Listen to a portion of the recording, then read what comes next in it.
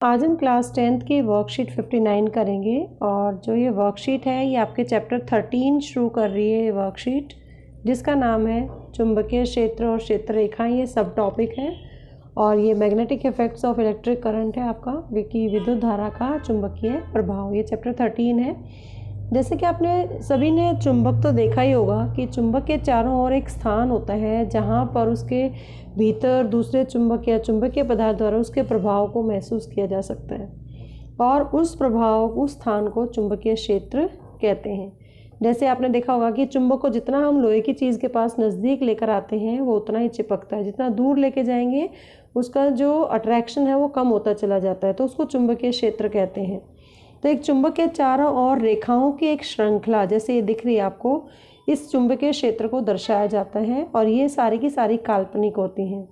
रेखाओं की इस श्रृंखला चुंबकीय क्षेत्र रेखाएं कहा जाता है और चुंबकीय क्षेत्र में दिशा और परिमाण दोनों होते हैं, इसलिए चुंबकीय क्षेत्र एक सदिश राशि है। अब आता है चुंबकीय क्षेत्र रेखाओं के गुण क्या हैं। अगर हम इस पिक्चर को ध्यान से देखें तो ये अगर ये नॉर्थ पोल है, ये साउथ है। सबसे पहला क्या है कि जो ये मैग्नेटिक फील्ड लाइन्स हैं, जो क्षेत्रीय रेखाएं हैं, ये उत्तरी ध्रुव से निकलती हैं। जैसे इधर से निकल रही हैं और अंदर कहाँ जा रही हैं, साउथ की तरफ जा रही हैं, दक्षिणी ध्रुव पे मिल जाती हैं।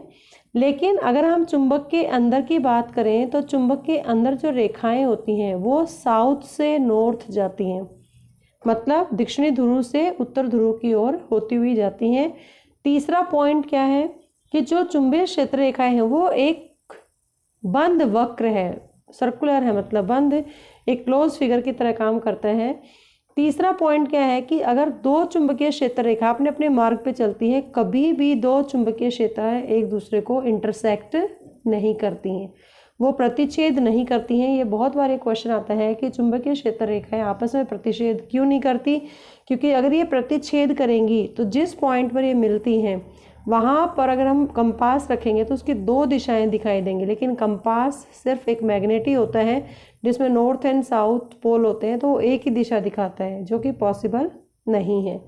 तो ये इसकी कुछ प्रॉपर्टीज़ थी चुंबकीय क्षेत्र रेखाओं की और ये छड़ चुंबक के द्वारा इसकी रेखाएं दिखाई गई हैं। अब आता है नेक्स्ट पॉइंट कि जो धारावाही चालक के कारण चुंबकीय क्षेत्र कैसे प्रभावित होता है। आपको ये वाला फिगर देखना है। एक गत्ता ले रखा है, इसमें कार्डबोर्ड है, कार्डबोर्ड को रेक्टेंगल शेप में लिया हुआ, उसके अंदर एक होल कर दिया, होल के आर पार एक वायर लेके गए और उस वायर को की से, मतलब स्विच, उसके बाद एक battery, negative positive negative positive, इस तरीके से अरेंज करके यहाँ पर एक एमीटर लगा दिया, एमीटर जो कि करंट मापता है, और एक रियोस्टेट जो प्रतिवर्ती प्रतिरोध है, मतलब चेंजेबल है, रियोस्टेट का काम करता है वो।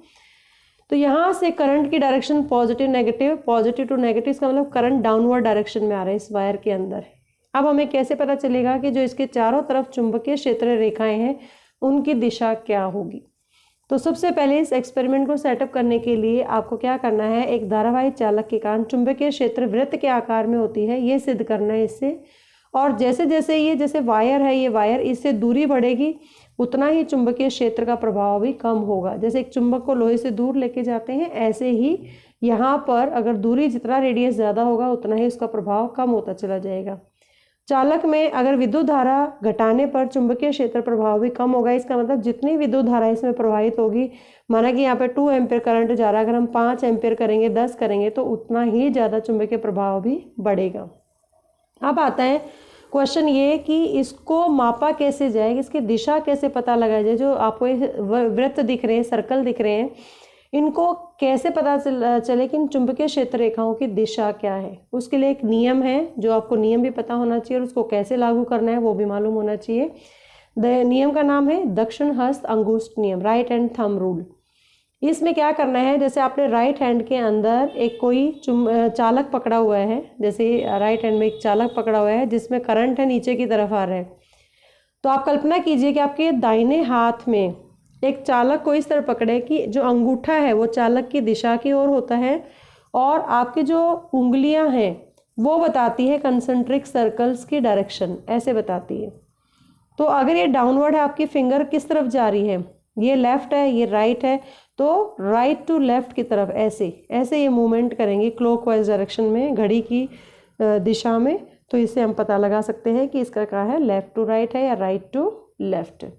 तो इस तरीके से करंट की डायरेक्शन है वो मापी जा सकती हैं। जिस तरफ आपकी ये फिंगर खुलेंगे लेफ़्ट टू राइट, तो यहाँ पर ये लेफ़्ट टू राइट दिशा के अंदर इस तरीके से मूवमेंट करती हुई नज़र आएंगी। अगर ऐसे है और नीचे की तरफ है तो ये इस तरीके से मूवमेंट करता हुआ लेफ़्ट टू राइट एक क्लॉकवाइज डायरेक्शन में ये चलता है। जैसे घड़ी चलती है ऐसे ही मैग्नेटिक फील्ड लाइंस की डायरेक्शन है वो राइट एंड थंब रूल से या दक्षिण हस्त अंगुष्ठ नियम से पता कर सकते हैं। अब इसमें अभ्यास के लिए कुछ प्रश्न दे रखे हैं। ये प्रश्न आप अपनी इस वर्कशीट को पढ़ने के बाद, समझने के बाद ये सारे क्वेश्चंस करें और इसमें राइट एंड थंब रूल लगा के आप बता सकते हैं कि चुंबकीय क्षेत्र कहाँ होगा या उसकी दिशा क्या होगी चुंबकीय क्षेत्र रेखाओं की।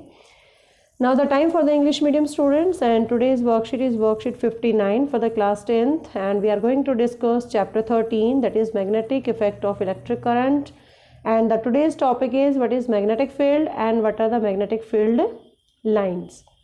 So first of all, everybody has seen the magnet, bar magnet, and the space around, this is the bar magnet, and the space around the magnet is called magnetic field, which is influenced by another magnet, that is called magnetic field. And magnetic field is represented by a series of magnetic field lines around the magnet, and these series are called magnetic field lines of the force or magnetic field lines.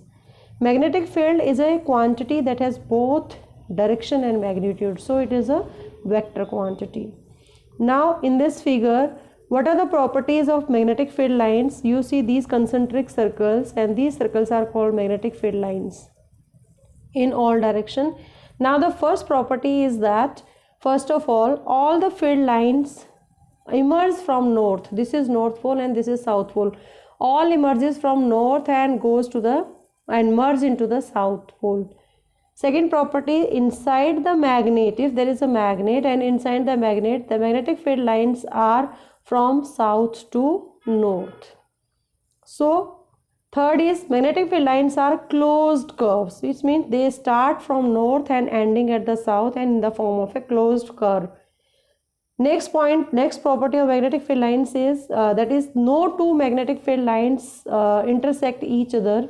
If they do, it would mean that at the point of intersection, just like this, two intersect with each, this point is called the point of intersection, and it has two directions, but this is not possible. Compass needle only measure the one direction, shows the one direction, so this is not possible.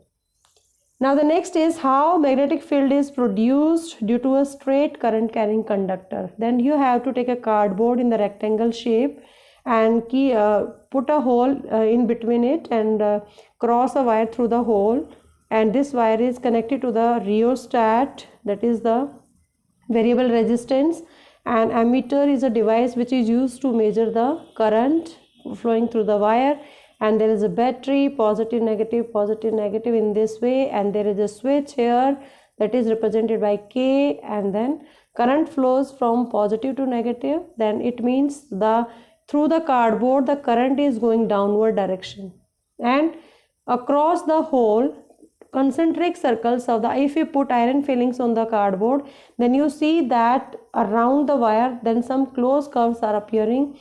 All the iron fillings settle down in the form of closed curve, and these are the magnetic field lines. It means when current is passed through the wire, then magnetic field is produced near it. First one is magnetic field due to the straight current carrying conductor is in the concentric circle shape like this. These are the concentric circles.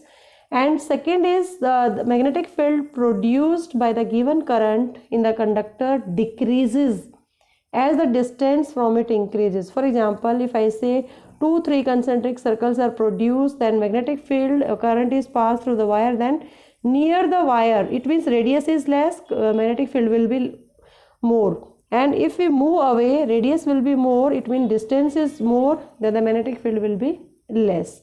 So in this way magnetic field decreases as the distance increases, and the magnetic field produced by a given current in the conductor decreases as the current through it decreases, and vice versa. It means magnetic field depend upon the strength of current. It is directly proportional to I, as well as it is inversely proportional to R. More with the R, less will be the magnetic field.